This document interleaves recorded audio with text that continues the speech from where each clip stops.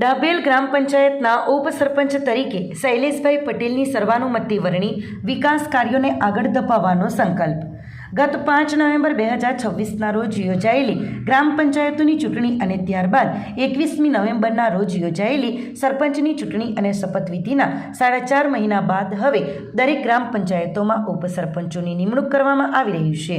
જે અંતર્ગત આજે ડાભેલ ગ્રામ પંચાયતના ઉપસરપંચ તરીકે શૈલેષભાઈ પટેલની સર્વાનુમતે વરણી કરવામાં આવી છે. આ પ્રસંગે પ્રિસાઇડિંગ ઓફિસર R.K. સિંહ દ્વારા નવનિયુક્ત ઉપસરપંચને હોદ્દા અને ગોપનીયતાના શપથ લેવડાવવામાં આવ્યા હતા. શપથ ગ્રહણ કર્યા બાદ શૈલેષભાઈ પટેલે તમામ ગ્રામજનો અને સભ્યોનો આભાર વ્યક્ત કર્યો હતો અને આગામી દિવસોમાં ડાભેલના વિકાસ કાર્યોને વધુ વેગ આપી આગળ ધપાવવાની નેમ વ્યક્ત કરી હતી. આ નિમણૂક અને શપથવિધિ પ્રસંગે ભાજપ પ્રદેશ અધ્યક્ષ મહેશભાઈ અગરિયા, મહામંત્રી જિજ્ઞેશભાઈ પટેલ, દમણ જિલ્લા અધ્યક્ષ ભરતભાઈ પટેલ, ડાભેલ પંચાયતના સરપંચ હેમાક્ષીબેન કનુભાઈ પટેલ તેમજ પંચાયતના અન્ય સભ્યો અને ગ્રામજનોએ મોટી સંખ્યામાં ઉપસ્થિત રહીને નવનિયુક્ત ઉપસરપંચ શૈલેષભાઈ પટેલને હાર્દિક શુભેચ્છાઓ પાઠવી હતી. દમણ દીવ દાદરાનગર હવેલીના પ્રભારી શ્રી દુષ્યંત પટેલજી, પ્રદેશ અધ્યક્ષ મહેશભાઈ આગરિયાજી, મહામંત્રી દમણ દીવ દાદરાનગર હવેલીના મહામંત્રી જિગ્નેશ પટેલજી, અમારા સરપંચશ્રી અને મારા સભ્યના પૂરી ટીમને હું હૃદયપૂર્વક આભાર વ્યક્ત કરું છું, જેમણે મારા ઉપર વિશ્વાસ મૂક્યો, મને ડેપ્યુટી સરપંચ બનાવ્યો અને મારા પર જે જિમ્મેદારી મને આપી છે એનું ખૂબ ખૂબ આભાર માનું છું મારા દિલથી. આજે અમે ડાભેલ ગ્રામ પંચાયતમાં ડેપ્યુટી સરપંચમાં શૈલેષભાઈને સિલેક્ટ કર્યા છે. અમે શૈલેષભાઈને ડાભેલ ગ્રામ પંચાયત સરપંચ હેમાક્ષી પટેલના ખૂબ ખૂબ અભિનંદન. કચીગામ ગ્રામ પંચાયતના ઉપસરપંચ પદે જિજ્ઞેશ પટેલની સર્વાનુમતે નિમણૂક. પૂરી નિષ્ઠા અને ઈમાનદારીથી જવાબદારી નિભાવવાનો સંકલ્પ. ગત 5 નવેમ્બર 2026ના રોજ યોજાયેલી ગ્રામ પંચાયતોની ચૂંટણી અને ત્યારબાદ 21 નવેમ્બરના રોજ યોજાયેલી સરપંચની ચૂંટણી અને શપથવિધિના 4.5 મહિના બાદ હવે દમણની વિવિધ ગ્રામ પંચાયતોમાં ઉપસરપંચોની નિમણૂક કરવામાં આવી રહી છે. જે અંતર્ગત આજે કચીગામ ગ્રામ પંચાયતના ઉપસરપંચ તરીકે જિજ્ઞેશ પટેલની સર્વાનુમતે નિમણૂક કરવામાં આવતા તેમણે વિધિવત રીતે પોતાનો પદભાર સંભાળ્યો હતો. આ પ્રસંગે પ્રિસાઇડિંગ ઓફિસર રાજેશ હળપતિ દ્વારા તેમને હોદ્દા અને ગોપનીયતાના શપથ લેવડાવવામાં આવ્યા હતા. શપથ ગ્રહણ કર્યા બાદ નવનિયુક્ત ઉપસરપંચ જિજ્ઞેશ પટેલે પ્રદેશ પ્રભારી દુષ્યંતભાઈ પટેલ, ભાજપ પ્રદેશ અધ્યક્ષ મહેશભાઈ અગરિયા, પ્રદેશ મહામંત્રી જિજ્ઞેશ પટેલ, કચીગામ પંચાયતના સરપંચ ફાલ્ગુનીબેન પટેલ અને પંચાયતના તમામ સભ્યોનો હૃદયપૂર્વક આભાર વ્યક્ત કર્યો હતો અને પોતાના પર મૂકવામાં આવેલા વિશ્વાસને સાર્થક કરી ઉપસરપંચની જવાબદારી ઈમાનદારી તેમજ પૂરી નિષ્ઠાથી નિભાવવાની ખાતરી આપી હતી.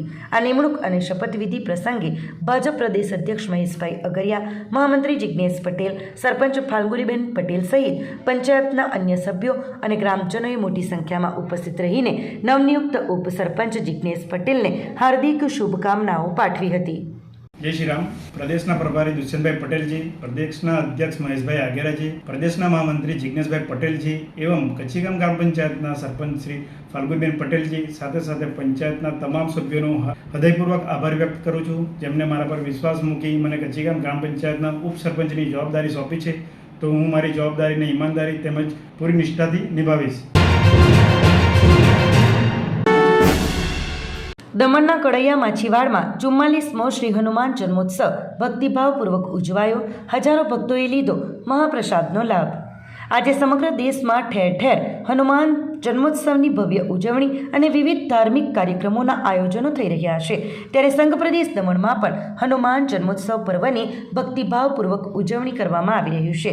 જે અંતર્ગત દમણના કડૈયા માછીવાડ વિસ્તારમાં આવેલા અતિ પ્રાચીન શ્રી મહાવીર બજરંગબલી મંદિરમાં 44માં શ્રી હનુમાન જન્મોત્સવનું ભવ્ય આયોજન કરવામાં આવ્યું હતું.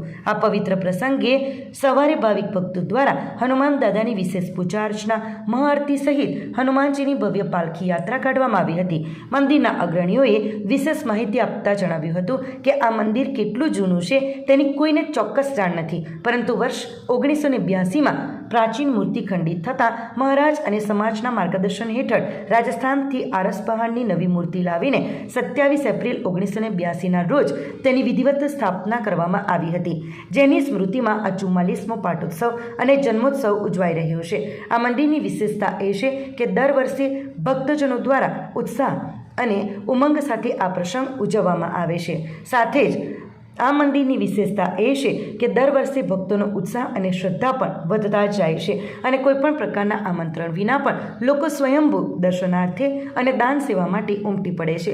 જન્મોત્સવ નિમિત્તે ભાવિક ભક્તો માટે મહાપ્રસાદનું પણ ભવ્ય આયોજન કરવામાં આવ્યું હતું, જેમાં ભારતીય પરંપરા મુજબ આસન પર બેસાડીને આશરે 5000થી 7000 જેટલા ભાવિક ભક્તોને ભાવપૂર્વક મહાપ્રસાદ પીરસવામાં આવ્યો હતો. આયોજકોએ આ ઉત્સવ નિરંતર ઉજવાતો રહે તે માટે હનુમાન દાદા શક્તિ પ્રદાન કરે અને સૌ ભક્તો પર તેમના આશીર્વાદ વરસતા રહે તેવી મંગલ કામના કરવામાં આવી હતી. શ્રી મહાવીર બજરંગબલી મંદિર કડિયા માછીવાડ જે છેલ્લા 44 વર્ષથી હનુમાન જન્મોત્સવ ઉજવતો આવી રહ્યો છે, પણ આ મંદિર કેટલા વર્ષ પુરાણું છે એ અમને કોઈને પણ ખબર નથી. પણ 1982માં જે પ્રાચીન મૂર્તિ હતી એ ખંડિત થઈ અને એ ખંડિત મૂર્તિ માટે અમે પૂછ્યું અમારા ભોળીવાલા મહારાજને, તો કહ્યું કે તમે ખંડિત મૂર્તિની પૂજા નહીં કરી શકો. તો એ માટે અમે સમાજની સામાન્ય સભા લીધી અને સામાન્ય સભા લઈ એમાં અમે નક્કી કર્યું કે આ ખંડિત મૂર્તિ આપણે એના સ્થાન ઉપર નવી મૂર્તિ બેસાડીશું. તો એ માટે અમારા હોડીવાલા મહારાજ રામ મિલનદાસ શાસ્ત્રી, કિંકરદાસ શાસ્ત્રીજી અને એમના શિષ્ય ગોપાલદાસજી એ બંને સાથે અમારા સમાજના વ્યક્તિઓ રાજસ્થાન સુધી ગયા અને ત્યાંથી આરસ પહાડની મૂર્તિ લાવી અને તમે જોઈ શકો છો એ મૂર્તિ સ્થાપિત કરેલી છે. એ મૂર્તિ સ્થાપિત કરી 27/4/1982માં, એટલે આ 44મો પાટોત્સવ જે છે અમે ઉજવી રહ્યા છીએ. અને અમારી ખાસ વિશેષતા એ છે કે દર વર્ષે લોકોનો ઉત્સાહ વધે છે અને લોકો ખૂબ શ્રદ્ધાથી, ભાવથી, ભક્તિથી આ મંદિરમાં આમંત્રણ વિના આવે છે અને જે ભાવથી આવે છે એ દાન પણ એટલું જ છૂટા હાથથી કરે છે અને લગભગ 5,000થી 7,000 જેટલા લોકો આ મહાપ્રસાદનો લાભ દર વર્ષે લે છે. અને અમારી ખાસ વિશેષતા એ છે કે અમે જે ભારતીય આસન છે એ જ પ્રમાણે બેસાડીને આ મહાપ્રસાદનો લાભ જે છે એ લોકોને આપીએ છીએ અને દર વર્ષે આ અમારા હનુમાન દાદા અમને એ જન્મોત્સવ મનાવવા માટેની શક્તિ આપતો રહી એવી અમારી હંમેશા શુભકામના સાથે દરેક લોકો જે છે આવે છે એમની શુભકામના ઉપર અમારા ઉપર વરસતી રહે એવી ભાવના સાથે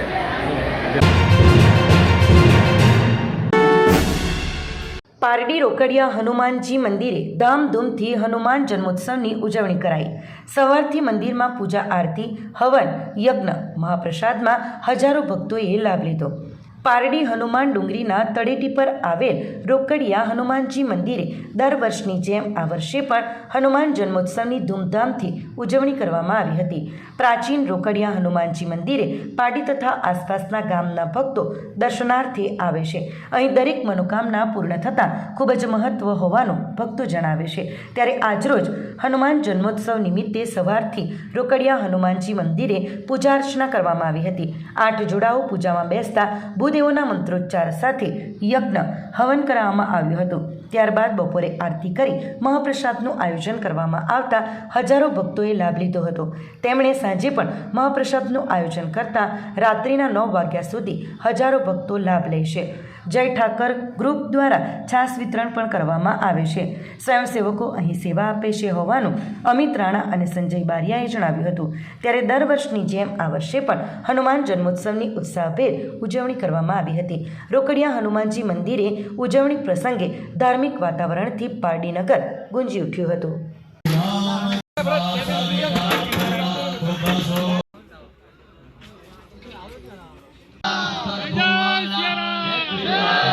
આ બધાની સેવામાં આજે અમારા સ્વયંસેવકો જે છે એ ગઈકાલ સાંજથી અવિરતપણે સેવામાં સહભાગી થઈ રહ્યા છે. ગઈકાલ રાતે પણ લગભગ 50 યુવાનો અને બહેનો સેવામાં પધાર્યા હતા અને આજે પણ લગભગ 100થી વધુ કાર્યકર્તાઓ સ્વયંસેવકો પોતાની રજા મૂકીને કામ ધંધો છોડીને સેવામાં પધારી ચૂક્યા છે. અને સાંજનો મહાપ્રસાદ લગભગ 5 વાગ્યાથી શરૂ થશે, એ રાત્રે 10 વાગ્યા સુધી ચાલશે અને સાંજે પણ આશરે 8 થી 10 હજાર ભક્તજનો મહાપ્રસાદનો લાભ લેશે. દર વર્ષની માફક જય ઠાકર ગ્રુપ દ્વારા છાસનું વિતરણ બપોરે અને સાંજે પણ થાય છે અને અમિતભાઈ અને જયસિંહ ભરવાડ છાસનું બધું આયોજન એમના થકી થાય છે અને મહાપ્રસાદ માટે આ આખી ટીમ જે ખરેખર પ્રશંસાને પાત્ર છે કે સવારથી લઈને સાંજ સુધી અવિરતપણે કાંઈ પણ પોતાનું કામ બધું જ કામ પડતું મૂકીને અહીં સેવા કરે છે અને હનુમાનના જન્મોત્સવને સફળ બનાવે છે. વર્ષોથી અમારા નવયુગ મિત્ર મંડળ પહેલા સેવા કરતો હતો. આજે જય ઠાકર ગ્રુપ દ્વારા છાસ લગભગ 25 વર્ષથી અમે અહીંયા વિતરણ કરીએ છીએ અને ભારી ભક્તોની ભીડ દર વર્ષની જેમ આ વર્ષે પણ દર વર્ષે ભીડ વધતી જ જાય છે અને બધાને મહાપ્રસાદનો બી લાભ લે અને ખૂબ પૌરાણિક મંદિરોવાળી લોકોની બહુ આસ્થા છે. એ હિસાબથી અમે પણ અમારી તૈયારીમાં છે. અમારા સ્વયંસેવકો પણ તૈયાર છે અને રોકડિયા હનુમાનજી મહારાજના સાનિધ્યમાં આ પ્રોગ્રામ સફળતાપૂર્વક અમે પાર પાડીશું. છાસમાં તો અમે લગભગ દર વર્ષે 10 થી 15 હજાર માણસ છાસ પી જાય એવી વ્યવસ્થા અમે રાખીએ જ છે. જયસિંહ ભરવાડ દ્વારા અત્યારે 5-6 વર્ષથી એમને વ્યવસ્થા કરીને અમને બધી સેવાઓ પૂરી પાડે છે. તે હિસાબથી છાસ અમારા સોનાગઢ મંદિરનું સંચાલન તો દાસકાકા તરીકે જે મહારાજ છે વર્ષોથી અહીંયા કરતા આવેલા છે અને એમનો પણ સાથ અને સહકાર અમને મળી રહે છે તથા છાસમાં પણ એમનો સારો એવો સાથ સહકાર મળે છે. પારડીના કિકરલા ગામમાં સરકારી જમીન પરના વૃક્ષોના છેદન મામલે વિવાદ. પૂર્વ સરપંચનો વર્તમાન સરપંચ અને તલાટી પર લાખોના ભ્રષ્ટાચારનો ગંભીર આક્ષેપ. પારડી તાલુકાના કિકરલા ગામમાં હાલ વર્તમાન સરપંચ અને તલાટી પર લાગેલા ગંભીર આક્ષેપોને કારણે ભારે ખળભળાટ મચી ગયો છે. સરકારી જમીન પર આવેલા વૃક્ષોની ગેરકાયદેસર રીતે કાપણી કરી તેને બારોબાર વેચી મારવા અંગે ગામના પૂર્વ સરપંચ રમણભાઈ પટેલે ખુલ્લો વિરોધ નોંધાવ્યો છે અને ઉચ્ચ સ્તરે તપાસની માંગણી તેજ કરી છે. પ્રાપ્ત માહિતી અને પૂર્વ સરપંચ રમણભાઈ પટેલના જણાવ્યા અનુસાર ગામની નવી નગરીમાં સર્વે નંબર 169, 1, 72 અને 74માં સરકારી દવાખાનું અને બાલ મંદિર બનાવવાની કામગીરી ચાલી રહી છે. પૂર્વ સરપંચની સ્પષ્ટતા છે કે તેમને વિકાસના આ કામો સામે કોઈ જ વિરોધ નથી, પરંતુ તેમનો મુખ્ય વિરોધ સરકારી જમીન પર આવેલા આંબા અને સાગના વૃક્ષોની કાપણી અને તેના વેચાણની પ્રક્રિયા સામે છે. તેમનો આક્ષેપ છે કે તલાટી, મામલતદાર અને ફોરેસ્ટ વિભાગ દ્વારા માત્ર વૃક્ષો કાપવાની મંજૂરી આપવામાં આવી હતી, પરંતુ વર્તમાન સરપંચ, ડેપ્યુટી સરપંચ અને તલાટીએ કોઈપણ પ્રકારની હરાજીની પ્રક્રિયા કર્યા વિના કે ગ્રામસભાની મંજૂરી લીધા વિના જ આ લાખો રૂપિયાની કિંમતના વૃક્ષોને બારોબાર વેચી માર્યા છે. આક્ષેપ છે કે વૃક્ષોના વેચાણમાંથી આવેલી લાખો રૂપિયાની રકમ પંચાયતની તિજોરીમાં કે ગામના વિકાસના કામમાં જમા કરાવવાના બદલે અંગત સ્વાર્થ માટે પોતાના ખિસ્સામાં નાખી દેવામાં આવી છે. વધુમાં પૂર્વ સરપંચે જણાવ્યું કે પોતાના આ ભ્રષ્ટાચારને છાવરવા માટે સત્તાધીશો દ્વારા વર્ષ 2025ની સામાન્ય સભાનો એક ખોટો ઠરાવ ઊભો કરીને મામલતદાર અને ફોરેસ્ટ વિભાગ જેવા અધિકારીઓને ગેરમાર્ગે દોરવામાં આવ્યા છે. જ્યારે ગ્રામ પંચાયતના અન્ય સભ્યોને આ અંગે પૂછવામાં આવ્યું ત્યારે તેમણે સ્પષ્ટ ઇનકાર કર્યો હતો કે તેમની હાજરીમાં આવો કોઈ ઠરાવ ક્યારેય પસાર થયો જ નથી. આ સમગ્ર કૌભાંડ અને ગેરરીતિ મામલે પૂર્વ સરપંચે તલાટી, મામલતદાર, તાલુકા વિકાસ અધિકારી અને જિલ્લા વિકાસ અધિકારીને લેખિતમાં રજૂઆતો કરી છે. ડીડીઓ દ્વારા આ મામલો તપાસ અર્થે પરત મામલતદારને મોકલવામાં આવ્યો હોવા છતાં હજુ સુધી આ બાબતે કોઈ જ સંતોષકારક કાર્યવાહી કે જવાબ તંત્ર તરફથી મળ્યો નથી. પૂર્વ સરપંચે સ્પષ્ટ ચીમકી ઉચ્ચારી છે કે જો જવાબદાર લોકો સામે નિષ્પક્ષ તપાસ કરી તેમને સસ્પેન્ડ કરવા જેવી કડક કાર્યવાહી કરવામાં નહીં આવે તો તેઓ ન્યાય મેળવવા માટે આ મામલાને લઈને કોર્ટના દરવાજા ખખડાવવા પણ તૈયાર છે. હાલ તો કિકરલા ગામના લોકોની નજર વહીવટી તંત્ર ક્યારે અને શું કાર્યવાહી કરે છે તેના પર ટકેલી છે. શું આ મામલે ખરેખર કૌભાંડ થયું છે કે પછી નિયમોનુસાર કામગીરી થઈ છે તે તો નિષ્પક્ષ તપાસ બાદ જ સામે આવી શકશે. આ ઘટના 14/3/2026 રોજ બનેલી છે.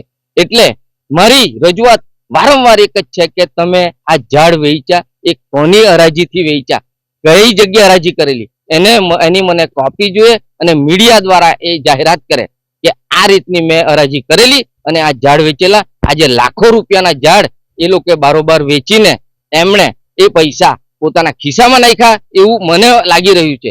માટે હરાજી કરેલી હતી આ ગામની અંદર લાખો રૂપિયા જમા થયેલા છે અને વિકાસના કામમાં વાપરવા કામ આવશે. એ મારી ગામ વતી મારી રજૂઆત છે અને આગળ પણ રહેશે જો એનું રિઝલ્ટ મામલતદાર સાહેબ નહીં આપશે તો હું એ મેટર હરાજી કેમ નહીં કરી એ મેટર પર હું કોર્ટમાં જવા પણ તૈયાર છું. ગામમાં ખરેખર ગ્રામ પંચાયતની અંદર એ ઠરાવ ગામ સભાનો ઠરાવ કરવાનો હોય તો એમણે એ સામાન્ય સભાનો ઠરાવ 2025 નો ઠરાવ અને અમારા જે સભ્યશ્રી છે એમને પૂછવામાં આવ્યું એમ કે અમારી હાજરીમાં 2025માં કોઈ પણ પ્રકારની આવી ઘટના બનેલી નહીં. આ લોકો કયા આધારે આ સામાન્ય સભાનો ઠરાવ આપેલો એ ખરેખર ખોટો છે.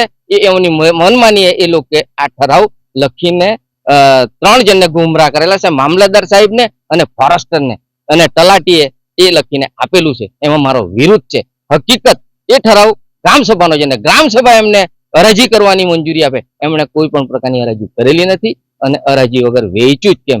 સરકારશ્રીને મારી રજૂઆત છે મામલતદાર સાહેબને, જો આમાં ખોટું સાબિત થાય તો એને સસ્પેન્ડ કરવાની, સજા કરવાની રહેશે. વલસાડના તિથલ દરિયા કિનારે મૃતદેહ મળ્યો. સુરતના રત્ન કલાકારની ઓળખ, રહસ્યમય મોતની તપાસ શરૂ. વલસાડના તિથલ દરિયા કિનારે પથ્થરોમાં ફસાયેલી હાલતમાં એક વ્યક્તિનો મૃતદેહ મળી આવ્યો છે. મૃતકની ઓળખ સુરતના 46 વર્ષીય રત્ન કલાકાર ભરતભાઈ હરજીભાઈ પટેલ તરીકે થઈ છે. આ ઘટનાથી વિસ્તારમાં ચકચાર મચી ગઈ છે અને પોલીસે તપાસ શરૂ કરી છે. પોલીસને ઘટના સ્થળેથી મૃતદેહ નજીક એક કાળા રંગની ટિફિન બેગ મળી આવી હતી. બેગની તપાસ કરતાં તેમાંથી આધાર કાર્ડની ઝેરોક્સ અને સુરતથી વલસાડ આવવાની ટ્રેન ટિકિટ મળી હતી. આ દસ્તાવેજોના આધારે પોલીસે મૃતકની ઓળખ સુરતના ભોલાનગર લંબી હનુમાન રોડ વિસ્તારમાં રહેતા ભરતભાઈ પટેલ તરીકે કરી હતી. વધુ તપાસમાં જાણવા મળ્યું કે ભરતભાઈ પટેલ સુરતમાં હીરા ઘસવાનો વ્યવસાય કરતા હતા. તેમના પત્ની સાવિત્રીબેને પોલીસને જણાવ્યું કે ભરતભાઈ ગઈકાલે વહેલી સવારે કામ પર જવા નીકળ્યા હતા, પરંતુ ત્યારથી તેઓ ઘરે પરત ફર્યા ન હતા. પરિવારે પોલીસને જણાવ્યું કે ભરતભાઈ ડુંગરી ખાતે રહેતા સંબંધીઓના ઘરે ઓછી અવરજવર કરતા હતા. તેઓ સ્વામિનારાયણ સંપ્રદાયમાં માનતા હોવાથી ગઈકાલે મંદિરે દર્શન કરવા આવ્યા હોવાનું અનુમાન લગાવવામાં આવી રહ્યું છે. વલસાડ સિટી પોલીસે મૃતદેહનો કબજો મેળવી પીએમ માટે હોસ્પિટલ ખસેડ્યો છે. એમ્બ્યુલન્સ ચાલક સાગરભાઈ પટેલે મૃતદેહને હોસ્પિટલ પહોંચાડવામાં મદદ કરી હતી. પોલીસે ફોરેન્સિક સાયન્સ લેબોરેટરીની મદદથી ઝીણવટભરી તપાસ શરૂ કરી છે. મૃત્યુનું કારણ હજુ અસ્પષ્ટ છે. આ હત્યા છે કે દુર્ઘટના તે અંગે પોલીસે તમામ દિશામાં હાલે તો તપાસ હાથ ધરી છે. વાપીના ડુંગરી ફળિયામાં ભીષણ આગના 4 દિવસો બાદ પણ તંત્ર મૌન. રહેણાંક વિસ્તારમાં ધમધમતા ગેરકાયદે ભંગારના ગોડાઉનો પર કાર્યવાહીના નામે મીંડું. વાપીના ડુંગરી ફળિયા સ્થિત નવી નગરીમાં વહીવટી તંત્રની ગંભીર બેદરકારીની ચોંકાવનારી વાસ્તવિકતા સામે આવી છે. 4 દિવસો અગાઉ આ વિસ્તારમાં લાગેલી ભીષણ આગમાં આશરે 35 થી 40 જેટલા ગેરકાયદેસર ભંગારના ગોડાઉનો બળીને ખાખ થઈ ગયા હતા. આગ એટલી વિકરાળ હતી કે ફાયર વિભાગને તેના પર કાબૂ મેળવતા 12 કલાક જેટલી ભારે જહેમત ઉઠાવવી પડી હતી. પરંતુ આટલી મોટી દુર્ઘટના સર્જાયાના 4 દિવસ બાદ પણ વહીવટી તંત્ર કેમ ભેદી મૌન ધારણ કરીને બેઠું છે તે એક મોટો સવાલ છે. સૂત્રો પાસેથી મળતી માહિતી મુજબ આ ગેરકાયદેસર ભંગારનો કાળો કારોબાર લાંબા સમયથી સ્થાનિક અધિકારીઓની કથિત મિલીભગતના કારણે જ ધમધમી રહ્યો હતો. અને આશ્ચર્યની વાત એ છે કે આટલી મોટી આગની ઘટના બાદ પણ હજુ સુધી કોઈ મોટી કાર્યવાહી કરવામાં આવી નથી કે જવાબદારો સામે કોઈ નક્કર પગલાં લેવાયા નથી. આ સમગ્ર મામલો ગીચ વસ્તીવાળા રહેણાંક વિસ્તારનો છે, જ્યાં સેંકડો પરિવારો વસવાટ કરે છે.